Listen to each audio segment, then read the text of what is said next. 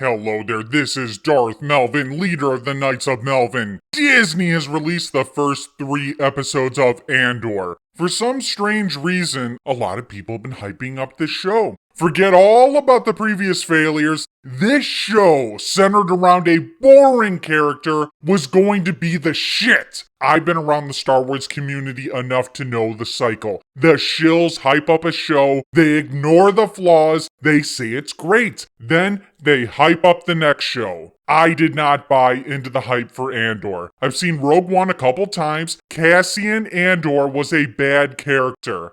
I had no interest in seeing his backstory. I knew the show was going to be boring, and I knew I was going to trash it in my reviews. Here's my review for Andor Episode 1.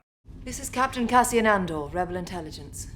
Special Officer Andor! The show starts off with Andor being edgy, walking in the rain with his hood up. He makes it to a brothel. This place seems like something from the future. You got a non-binary bartender. The prostitute has a very progressive hairstyle. It's a man, baby! Yeah! Yeah! Come on! Why won't this wig come off? We're all wondering what Andor is doing here. Is he trying to get laid? It's not your girlfriend or something, is it? I don't have a girlfriend. Hello? Hello? I said don't disturb you, I'm cleaning my room!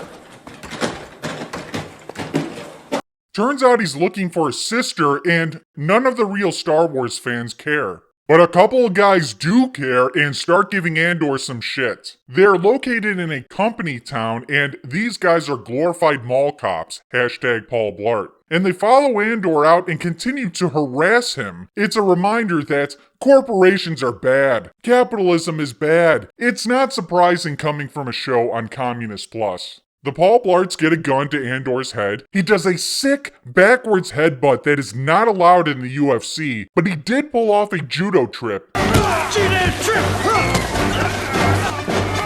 Andor accidentally kills one of the Paul Blarts, then realizes he has to finish the other one too, or he'll tell on him. Then we don't see his next move. I think he just leaves. There was no attempt to hide the bodies. A lot of people are trying to tell me this is an adult show, that it's HBO themed. Well, I don't know about you, but if I randomly killed someone on the streets, I would at least attempt to hide the bodies. Tony Soprano and HBO, you better believe he would make sure that those bodies are taken care of. This opening sequence, I think, was the best of the episode. It was the best of the first 3 episodes. The location, cinematography, the judo trip, and that's not saying much. It's all downhill from here. They show the first of many flashbacks to Andor being a kid. He's in some tribe or something.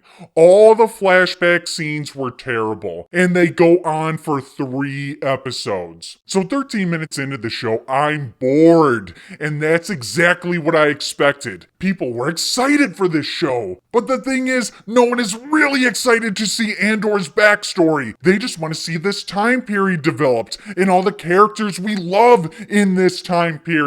Andor isn't going to get the Reva treatment like Obi-Wan did. Andor's an original Disney character. We are getting hardcore Andor in this show. There's no Palpatine, no Vader, just Andor. And if they do happen to show up in this show, it's not going to satisfy you. We could have had a whole show about them. But no, Andor, that's the show. And you might be saying, but Darth Melvin, I'm really interested to see how the Empire functions during this time period. That will also fail to meet your expectations too, because this is Disney Star Wars, and they don't understand this IP.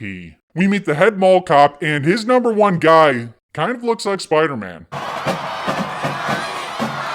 Spider-Man takes the job very seriously. He knows 2 mall cops are dead. He wants vengeance. The boss tells him no, he doesn't want the Empire to know anything about this shit. But Spider-Man can't let it go.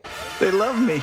Andor has something of value he stole from the Empire. He's arranging for someone to buy it from him. Yada yada yada. Did you know Diego Luna is 42 years old? Andor in this show is supposed to be 21 years old. Does this look like someone who is 21? What is it about Disney that thinks 40-year-old men look like they are 20? What is it about Disney that gives us an Andor show instead of a Vader show? Hey, what is that? That god-awful smell. I don't know. I got poopy. Did you just say that you went poopy? Yeah, it was good. Get him out of here. 20 minutes in, I'm just completely lost. I don't care. The only reason I can talk about the show in such detail is because I watched it twice and I did my homework because it's my responsibility to effectively trash this show. Hey, Cass. Hey, What's the hurry? This was a surprise. John Boyega made an appearance in this show. Got someplace to be? yeah. What, not happy to see me? No love for Nachi. No, I'm late, okay? I know. I guess they finally Disney Plus'd his ass. I want my deposit back. I wish I could. You think I'm messing around? I hope so. He looks like he's had some rough times as of late. Put on some weight. I'm gonna do us a favor and not mention this happened. Veg, very nice to see you. Andor! And that's the first episode. There's a lot of little boring conversations. Again, the flashbacks were really bad. Even the shills tried to warn us that it was going to be a slow burn. Hashtag damage control. Make sure to become a knight and subscribe to the channel. The episode 2 review is coming soon. I will also be dissecting and trashing this show on future live streams. Join the Knights of Melvin Discord, help plot to take down Disney and all their shills.